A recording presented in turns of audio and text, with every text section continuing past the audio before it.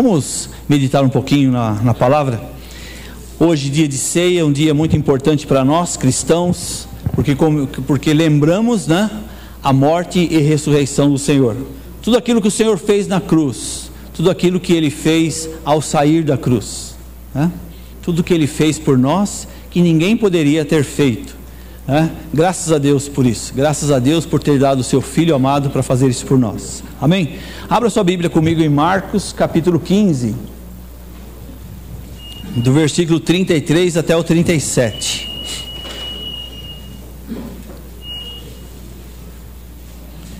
Marcos capítulo 15, do 33 ao 37. Quem abriu, diga amém. Amém. Amém. Quem não conseguiu ainda, misericórdia. Amém. Vamos ler então. Versículo 33. E houve trevas sobre toda a terra, do meio-dia às 3 horas da tarde. Por volta das 3 horas da tarde, Jesus bradou em alta voz: Eloi, Eloi, lama sabachthani, que significa: meu Deus, por que me abandonaste? Quando alguns dos que estavam presentes ouviram isso, disseram: ouçam, ele está chamando Elias.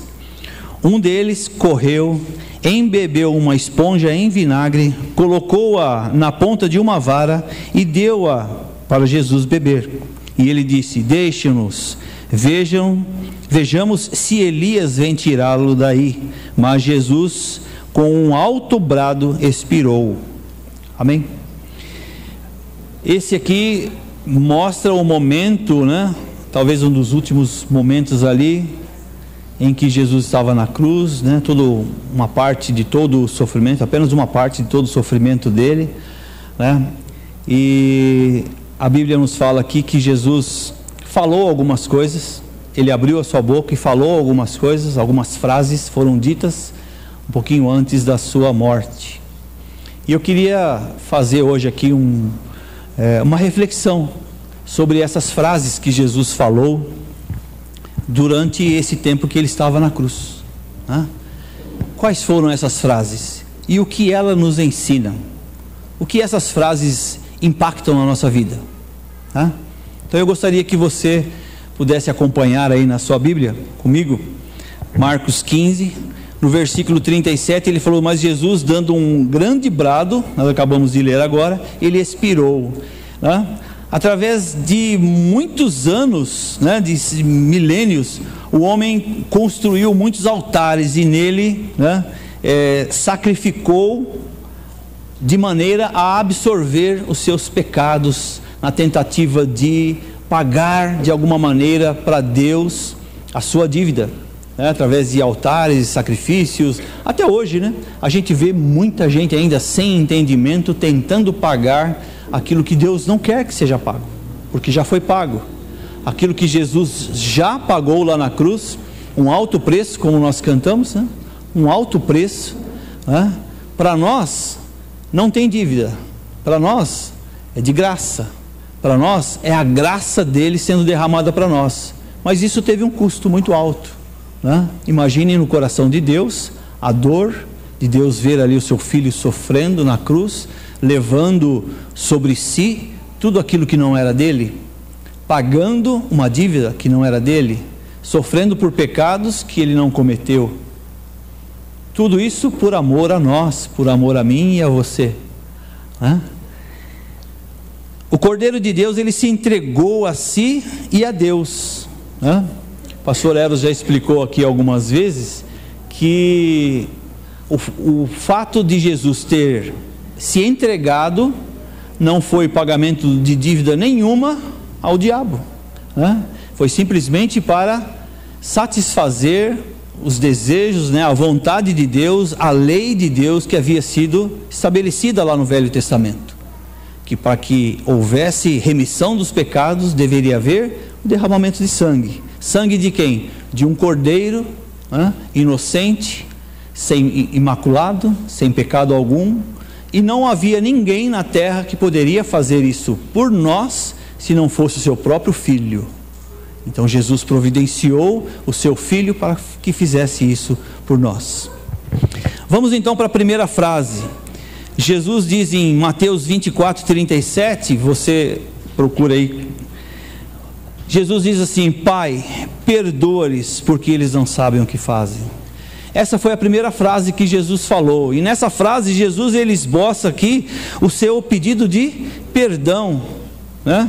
Jesus ele pede para que o Pai perdoe aqueles que estavam crucificando, porque eles não sabiam o que estavam fazendo, né? Se você olhar não pela ótica nossa, humana, mas se você olhar pela ótica de Deus, do Senhor Jesus, você vai entender o que Jesus disse aqui. Porque Jesus ele é Pai, ele vê os seus próprios filhos, ou mesmo aqueles que ele gostaria que fossem seus filhos, né? Aqueles que entendessem que Jesus veio para salvar, né? Para dar vida abundante. Ele olha para aquelas pessoas, e aquelas pessoas não entendem, não sabem o que estão fazendo, e estão matando o seu próprio Pai, né? Essa é a ótica, olhando pelos olhos de Jesus. Jesus vê ali pessoas com potenciais de serem seus filhos, né? Por que eu digo potenciais? Porque João diz que, João 1, capítulo 11, diz que todo aquele que recebeu Jesus como Pai, foi chamado de filho, não é isso? João 1,12, vamos ler aqui.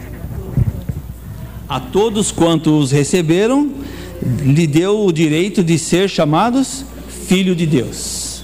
Amém?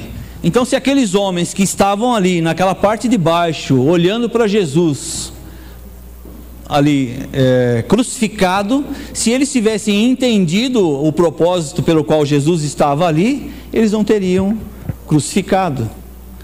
Olhando pela ótica daqueles homens que estavam ali, olhando de baixo para cima, eles viram um homem que eles não tinham certeza de quem era, que talvez estivesse blasfemando, talvez estivesse indo contrário à lei de Moisés que eles tinham aprendido. Então eles queriam mais era crucificar Jesus. São duas óticas diferentes.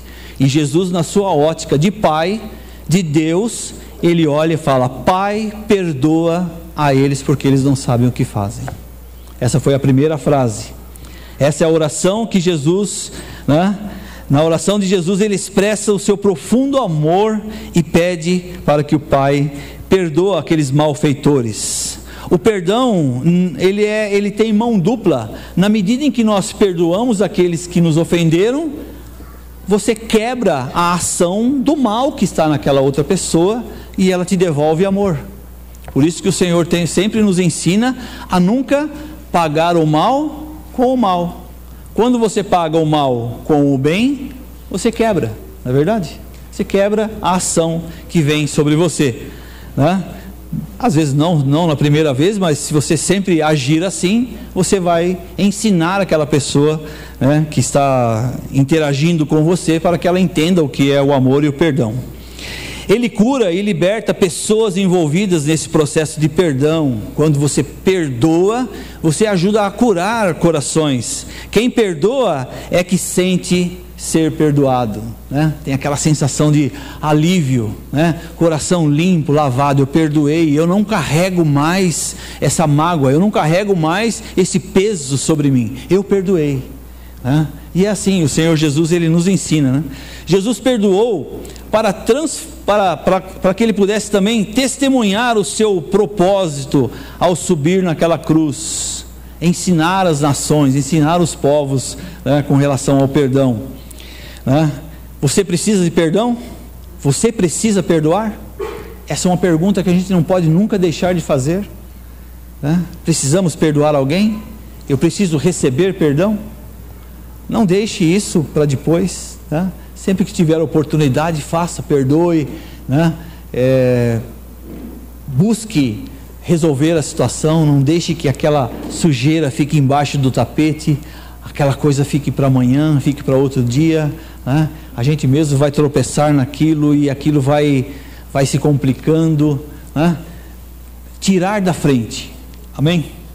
Outra frase que Jesus falou, está em Lucas 23:43, ele diz assim: em verdade te digo que hoje estarás comigo no paraíso. Essa frase Jesus disse para que um daqueles homens que estava sendo crucificado com ele ali, um deles blasfemou, não quis honrar ao Senhor Jesus, não quis entender que Jesus era Deus, que Ele era o Filho de Deus. Então Jesus, quando ele entende que aquela pessoa entendeu que Jesus era Deus, ele diz assim: em verdade te digo que hoje mesmo estarás comigo no paraíso. Estar no paraíso não quer dizer estar no céu, nós não sabemos ainda ao certo como é isso, mas ele tem o seu lugar assegurado. Com certeza ele estaria com o Senhor no dia em que a igreja for arrebatada, ou imediatamente fechou os olhos aqui e abrimos lá, não sabemos ao certo. São várias linhas que defendem algumas coisas desse sentido, mas o importante, irmãos, é estar com Jesus, é estar nele, estar descansando nele, é assegurar que um dia estaremos com ele no paraíso. E Jesus aqui, ele traz uma mensagem de esperança para aquele homem que estava ali também agonizando, estava ali já com a sua sentença de morte decretada. Jesus, ele traz esperança para ele, e Jesus traz esperança para nós todos que estamos aqui por ele, estamos aqui honrando o nome dele. Em meio a tanto sofrimento, Jesus não perdeu o seu foco principal. Jesus, ele estando ali pendurado na cruz, sofrendo, sendo insultado, foi chicoteado, estava ali levando todo o peso do pecado sobre si, nós vamos falar desse versículo um pouco mais para frente, mas ele estava ali numa condição de humilhação, e mesmo assim ele não perdeu o seu foco, ele salvou até o último minuto a pessoa que estava ali ao seu lado. Foco, determinação. Ele sabia para o qual era a missão que o Pai havia determinado para ele. E muitas vezes para nós isso é muito difícil. Nós sabemos qual é a nossa missão, nós temos isso muito bem claro quando estamos aqui na igreja, mas na hora que a gente coloca o pé para fora da igreja, nas primeiras dificuldades que temos, a gente perde o foco. A gente acaba se envolvendo com as coisas do mundo, fazemos aí um monte de correrias e perdemos o foco. Qual é o foco? Salvar, levar as pessoas a ter um encontro com o Senhor Jesus, garantir que as pessoas tenham o céu como presente, garantir que as pessoas não vá para o inferno, garantir que essas pessoas não vão para o sofrimento eterno, para que elas possam estar com o Senhor. Quando todos o desprezaram, ele nunca nos abandonou. Quantas vezes falamos palavras duras, ou até mesmo recebemos palavras duras, em momentos em que a gente não gostaria de receber, e essas palavras, esses atos tiram a gente do foco, a gente perde facinho o foco.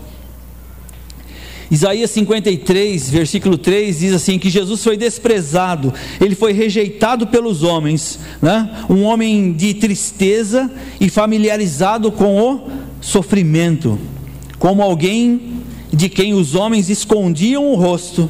Ele foi desprezado e nós não o tínhamos como estima. Quem poderia amar, quem poderia gostar de um homem nessas características? Quem? Difícil, difícil. Nós não o tínhamos como estima, ele era desprezado, e se você encontrasse com ele naquela situação, você viraria o rosto ou você trocaria de esquina, trocaria de calçada, passaria para o outro lugar. Mas ele foi desprezado, rejeitado pelos homens, um homem acostumado, que se acostumou com o sofrimento, porque o foco dele veio para salvar, e para salvar ele sabia que ele tinha que pagar um alto preço. Precisa de uma palavra de esperança?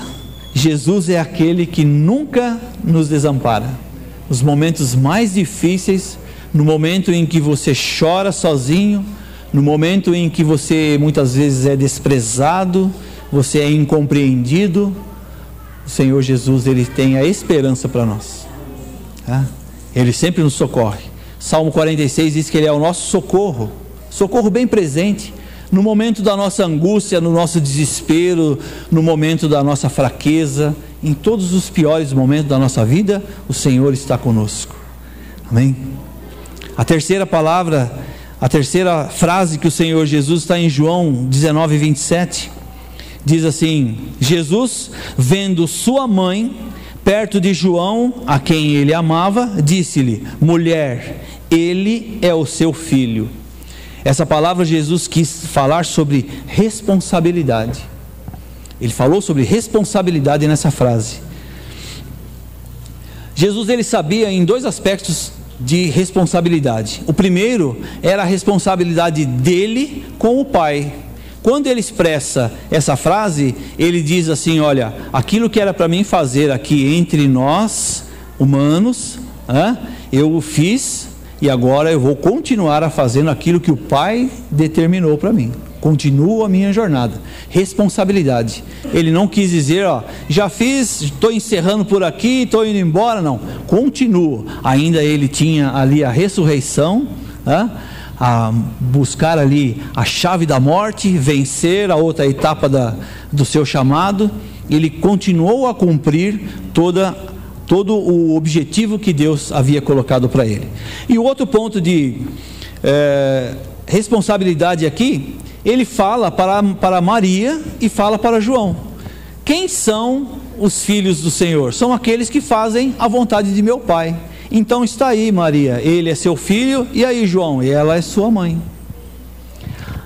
Família, né? Há um sentimento de família, é isso que Jesus quis dizer ali. A responsabilidade entre você e Maria, e entre Maria e você, entre a igreja, entre o corpo de Cristo, entre todos vocês que estão ficando.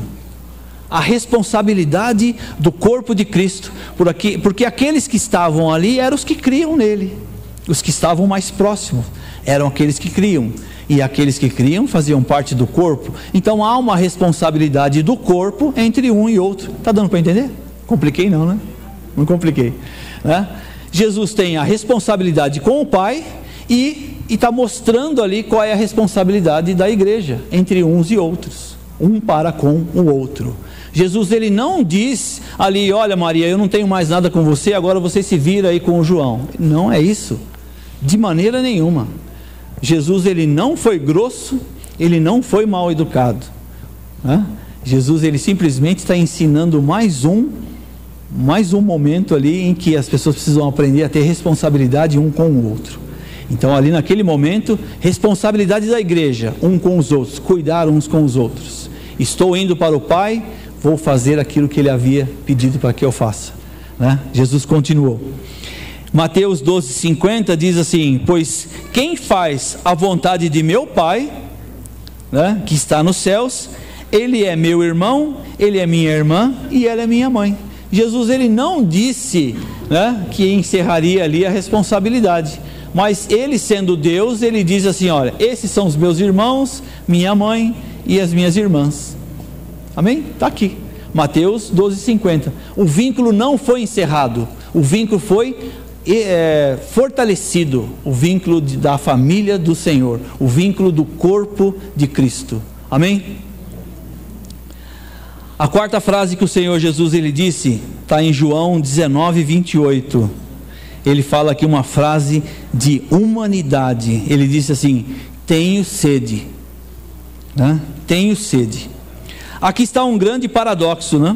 Jesus, que é a fonte de água viva, aquele que nos traz toda a fonte de água viva para as nossas vidas, ele como homem sentiu sede naquele momento ali. Imagina, 3 horas da tarde, né?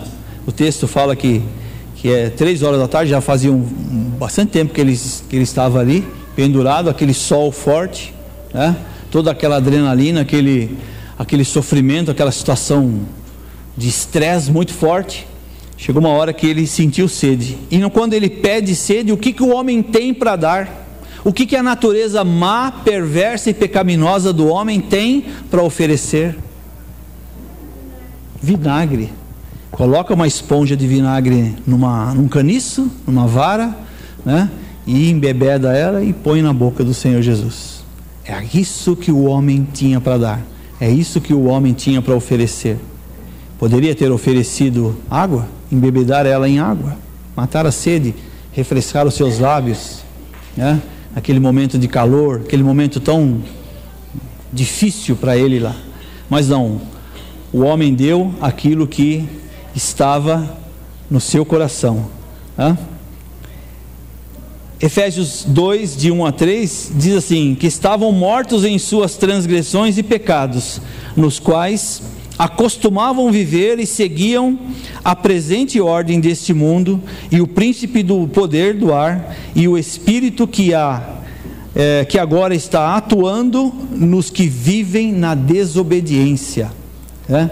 Anteriormente todos também vivíamos com ele, satisfazendo as vontades da nossa carne, satisfazendo os desejos e pensamentos, como os outros eram por natureza e merecedores da ira.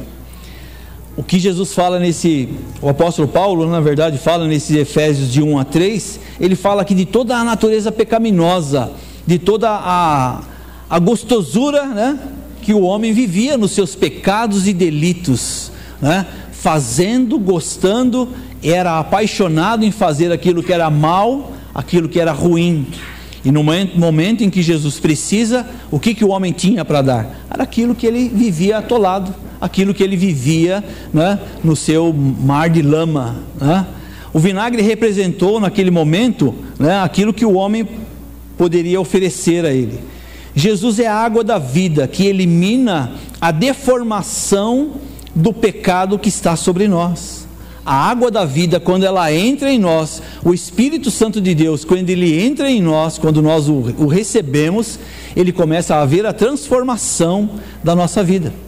O pastor Eros um dia aqui deu um exemplo do dreno, né? O dreno que é colocado na nossa perna, o Espírito Santo vem, ele começa a trocar de nós tudo aquilo que era mal, tudo aquilo que era ruim, tudo aquilo que é derivado da natureza má e perversa que nasceu conosco no pecado.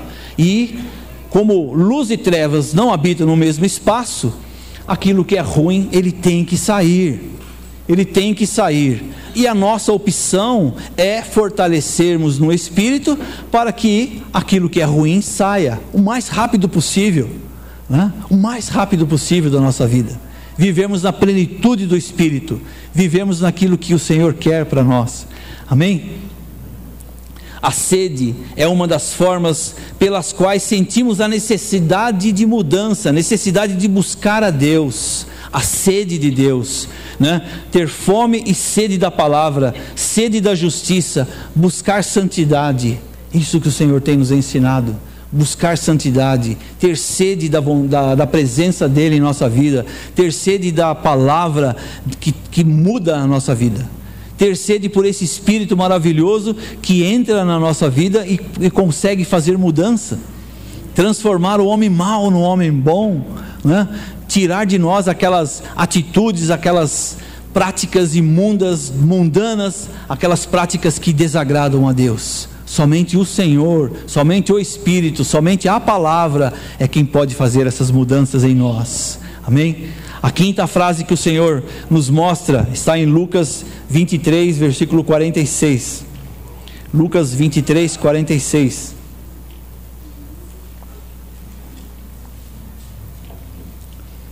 O Senhor aqui ele fala de entrega. Ele diz assim: Pai, nas tuas mãos entrego o meu espírito.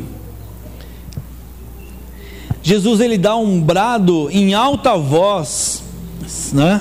E cita Salmo 31, versículo 5: constatou-se a morte física, entrego a minha vida nas tuas mãos. Nós sabemos que o Senhor Jesus ele se deu, né, a morte, ele permitiu que a sua vida fosse ao Pai. Não foi aquilo que os homens estavam fazendo, ele era Deus, não iriam tirar a vida dele. Ele mesmo sabia da missão, sabia que ele tinha que morrer na cruz. Ele morrendo na cruz, ele estaria levando sobre si as nossas dores, enfermidades, todo o pecado do mundo estaria sobre ele, era necessário. Então quando chegou ali naquele exato momento, ele deu a sua vida ao Pai.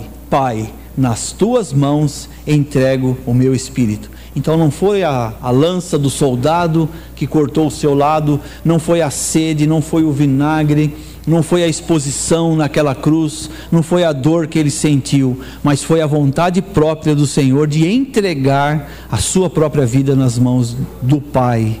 Pai, eu entrego a minha vida nas tuas mãos. A salvação, ela é de graça, mas custou um alto preço. O Cordeiro Imaculado foi sacrificado por nós na cruz. Jesus não foi assassinado, mas entregou voluntariamente a sua vida ao Senhor. Amém? E é o que nós precisamos fazer: entregar a nossa vida voluntariamente ao Senhor. Através do quê? Através do entendimento. Através do entendimento, do amadurecimento da palavra, aquilo que entra no nosso coração, aquilo que nós conhecemos, sabendo que Ele tem o melhor para nós. Ele é o único, né, o caminho, a verdade e a vida. Ele é a única salvação, é o único caminho. Ele não tem outro, não existe outro atalho que possa nos levar a Ele, né? A gente vê aí outras religiões tentando terceirizar o céu, né? Terceirizar o céu, religiões que não tem nada a ver com o Senhor Jesus, mas falam do céu. Olha, se você fizer isso, você vai para o céu. Mas eles não têm vínculo nenhum com o Senhor Jesus. O céu é do Senhor, as chaves estão na mão dele. As chaves é o sangue do Senhor Jesus. Se não for pelo sangue, não entra no céu. Então, essa terceirização, ela não vale de nada, tá? Esse ingresso está vencido, esse ingresso não vale nada. É a mesma coisa querer viajar com o passaporte vencido, como o pastor Eros contou um dia aqui a história de um rapaz que pegou a Dutra, né, num desespero, né, para chegar lá no horário, e no momento apresentou ali passagem e passaporte, não pôde embarcar, seu passaporte está vencido. Para entrar no reino dos céus, nós precisamos ter aqui o sangue de Jesus na nossa vida, o sangue do Cordeiro, sermos lavados e remidos pelo sangue que foi vertido na cruz, para que a gente tivesse hoje vida e vida abundante, para que hoje a gente pudesse sentar à mesa com Ele e participar da ceia. Amém? Se não for assim, não tem como. A sexta frase que Jesus disse, né, está em Mateus 27:46. Ele diz assim: e Jesus clamou, Eli, Eli, lama sabachthani, que quer dizer, meu Deus, por que me abandonastes? Talvez essa frase que Jesus tenha dito, né, ela expressa talvez ali o lado humano, né, o lado humano de Jesus, quando ele tem a visão do Pai, talvez por uma fração de tempo, né, tirando os olhos de cima do Senhor Jesus, tirando os olhos dele, porque eu entendo que Deus é um Deus que não se mistura com o pecado, Ele não compactua com o pecado. E naquele momento ali, quase nos últimos minutos ali antes do Senhor Jesus expirar e entregar ao Senhor a sua vida, Ele estava levando sobre si todo o pecado do mundo, todo o pecado do mundo. O Senhor Jesus, ele precisava levar o pecado do mundo para que o homem hoje tivesse vida abundante.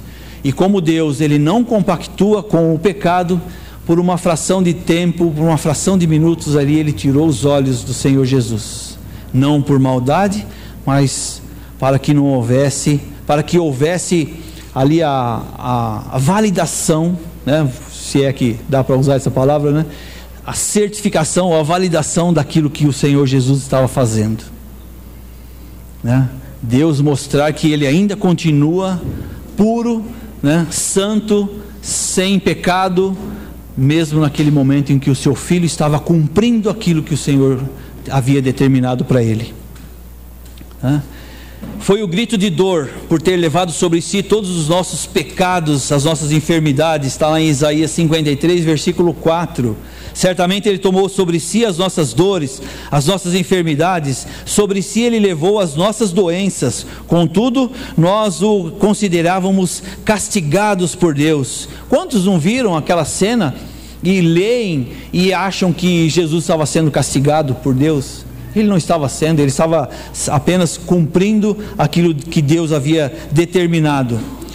Segundo, foi um brado de vitória, vitória pela libertação do pecado, o pecado que nos escravizava. Jesus, ele cumpriu, ele nos livrou, né, daquele pecado, e hoje nós temos vida abundante, né?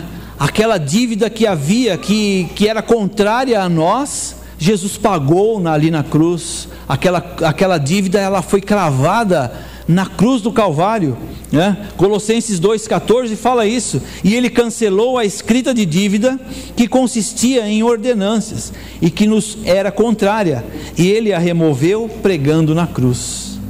Amém? Toda aquela dívida, tudo aquilo que era contrário a nós, o Senhor pagou lá na cruz. O terceiro brado de Jesus, né, o terceiro ponto, né, que fala desse brado, foi um brado de obediência, de sermos obedientes ao Pai, né, à vontade dEle na nossa vida. Jesus conseguiu, Ele foi obediente até a morte de cruz, Ele não se desviou, Ele não deixou de fazer a vontade do Pai, né? Então, esse brado de vitória que ele diz ali, Eli sabachthani, ele diz ali em 3 pontos: um grito de dor, um grito de vitória e um grito de obediência. Em 3 partes, num grito só, Jesus resumiu isso para nós, né? Em João 16:38, pois desci do céu para fazer a minha, pois desci do céu não para fazer a minha vontade, mas para fazer a vontade do Pai que me enviou. Amém? Eu queria então, já o tempo está passando, falar aqui sobre a 7ª frase que Jesus disse, a 7ª e última, João 19:30, ele diz assim: está consumado. Está consumado, fica fácil para a gente entender que tudo está finalizado, tudo aquilo que era necessário fazer, Jesus fez, para que hoje a gente pudesse dormir tranquilo, a gente ter toda a esperança de que já o nosso caminho já está selado, o nosso caminho já está pronto para os céus, e nós precisamos apenas nos manter firmes nessa vereda, nesse caminho. Amém? Jesus selou com o seu sangue o pacto da nova aliança, né? E dizendo: já está consumado, que é aquela palavra tetelestai, que significa a obra do Senhor está consumada. Com o carimbo, tudo já com esse carimbo, né? Com o sangue do Senhor Jesus, Ele redimiu-nos de todo o pecado. Amém? Amém, graças a Deus. Eu queria então só concluir aqui com você, que dessas 7 palavras que o Senhor Jesus falou, as 4 primeiras, perdão, esperança, humanidade e entrega, depende exclusivamente de nós, de mim, de você, né? Perdão, preciso perdoar, preciso receber perdão. A esperança, né? Eu preciso ter no Senhor Jesus, encontrar nele a esperança para a minha salvação, né? A humanidade, sabermos que nós fazemos parte de um corpo, né? Sermos humanos uns com os outros, amar os nossos irmãos, né?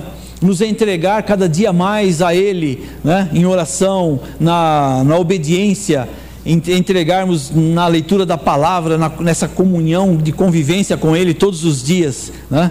E as outras 2 palavras que Ele disse, sacrifício e redenção, estão ligadas a Ele, são atributos dEle que nós não podemos fazer uns pelos outros. Sacrifício, aquilo que Ele fez na cruz.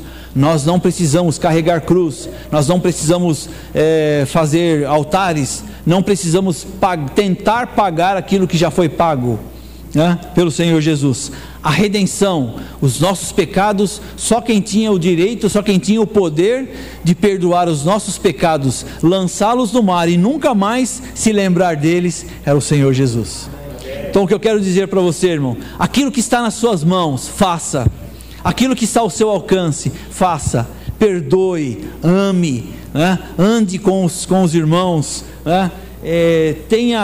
se entregue ao Senhor, ao Espírito Santo, seja humano, né? Nos nossos relacionamentos de igreja, nos nossos relacionamentos familiares, corpo de Cristo, né? Isso é muito importante, colocar em prática tudo aquilo que aprendemos na palavra, né? E aquilo que era para o Senhor Jesus fazer, Ele fez por nós. Nós não precisamos tentar fazer de maneira nenhuma. Estaríamos chovendo no molhado e dizendo para o Senhor: aquilo que você fez não adiantou de nada, então eu vou tentar pagar de novo. Estaríamos fazendo isso, jogando no lixo o sacrifício que Jesus fez por nós na cruz. Amém?